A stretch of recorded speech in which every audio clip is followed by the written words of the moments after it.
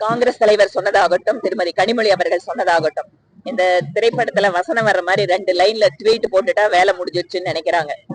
ஒவ்வொரு இடத்திலையும் தமிழகத்தை எப்படி அவர்கள் இந்த மாதிரி காணல் நீர்னு சொல்றாங்க, அதற்கான ஒவ்வொரு பாயிண்ட் சொல்லட்டும், நாங்க பதில் சொல்றோம்.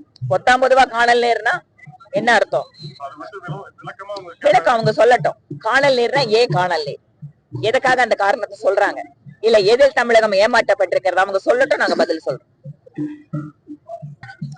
இந்த திராவிட மாடல் அரசு எப்படி நடந்திருக்குது அப்படின்னா, ஒன்று அவர்களுடைய குடும்ப தலைவர்களுடைய குடும்ப உறுப்பினர்களுடைய புகழ் பாடுவது, அவர்களை எல்லாம் அரசாங்க பதவியில அமர வைக்கிறது. 2வது, இந்த அரசாங்கத்தை பற்றி ஊடகங்கள் யாராவது பேசினாலும் சரி, அல்லது தனிநபர்கள் யாராவது இதை பற்றி விமர்சிச்சாலும் உடனடியாக அவர்களுக்கு பரிசு என்பது கைது, சிறை. இதுதான் இப்போது இவர்கள் நடத்தி கொண்டிருக்கக்கூடிய அரசு.